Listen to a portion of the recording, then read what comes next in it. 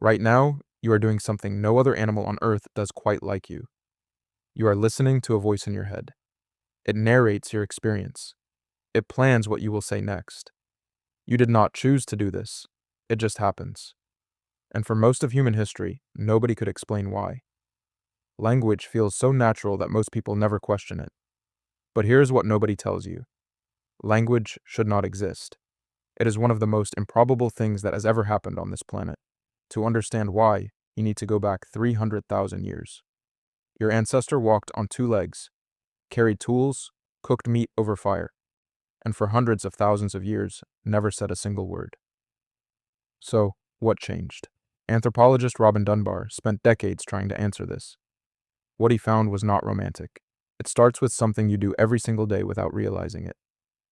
You gossip, not the tabloid kind, the ancient kind, who can be trusted, who is rising in status, who just betrayed an ally. Dunbar found that 60 to 65% of all human conversation today is social information. It is surveillance. It is the original social network. Your closest evolutionary cousins manage social life through grooming. One chimpanzee picks through the fur of another. It sounds mundane, it is not. Grooming is the currency of chimpanzee society. It builds trust, it seals alliances, and it takes a long time, roughly 20% of all waking hours. You can only groom one animal at a time, which means chimpanzee social groups hit a hard ceiling of around 50 individuals. Your brain is bigger. When Dunbar measured neocortex size across primate species, he found a direct link between brain size and stable group size. When he plugged in human brain dimensions, the number he got was 150. Not 50. Not 500. Exactly 150. You might know this as Dunbar's number. It appears in ancient hunter-gatherer bands, medieval village records, and military company sizes across thousands of years of human history. But here's the problem. Maintaining 150 relationships through physical grooming would consume 40 to 60% of every waking hour. You would do nothing else. Language was the solution, not the purpose. The solution. Words let you groom multiple people at once. They let you share social information about people who were not even present. In seconds, you could communicate everything a full hour of physical contact might convey. Language became the grooming behavior of a primate with too many relationships to maintain any other way. Researcher Michael Tomasello at the Max Planck Institute found the missing cognitive piece. Before language, your ancestors had to develop something rarer than raw intelligence. A 9-month-old human child begins pointing at things, not to grab them, but to share attention. Chimpanzees almost never do this.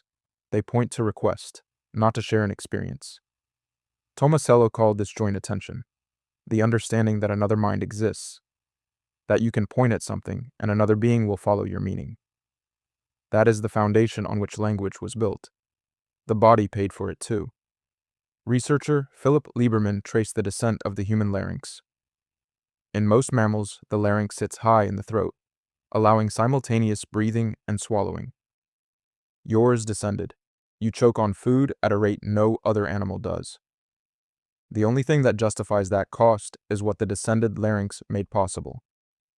A vocal tract capable of producing the range of sounds that language requires. Your ancestors traded biological safety for articulation. And then language became recursive. The ability to nest one thought inside another. Not just, the man ran, but, the man who helped me last winter ran toward the fire on the mountain. Unbounded complexity from a finite set of sounds. Linguist Noam Chomsky spent his career arguing, this is the feature that makes human language categorically different from every animal communication system on Earth. With recursion came everything else. Stories, gods, laws, numbers, trade, nations. Every abstract system your civilization runs on required language to be imagined first. Here's what nobody expected. The same tool your ancestors used to gossip about a neighbor also produced philosophy, mathematics, and music. Language did not evolve to make you a poet. It evolved to keep you alive in a group large enough to survive a bad winter. Right now, the voice in your head that is narrating this moment, rehearsing arguments, composing messages you will never send, is not proof of your sophistication. It is proof that your ancestors had too many friends and not enough hours in the day. The most powerful technology in the history of the world was not invented by a genius. It was stumbled into by a social primate who needed to maintain 150 relationships at once and could not afford to do it one at a time.